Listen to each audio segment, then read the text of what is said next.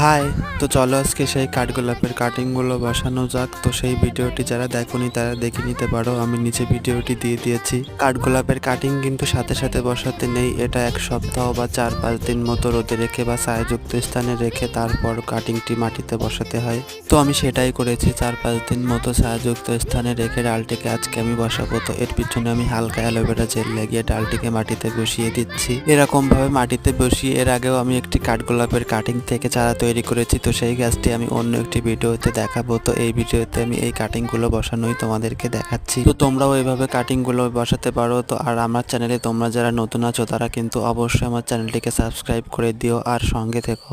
তো এখানে মোট আমি 6টি ডাল বসিয়েছি, এখন দেখার পালা কয়টি থেকে আমি সফল চারা পাই। তো সেটা দেখার জন্য অবশ্যই আমার পাশে থেকো। তো আজকে আসি, দেখা হবে পরবর্তী ভিডিওতে। ততক্ষণে তোমরা সুস্থ থেকো এবং ভালো থেকো। টাটা।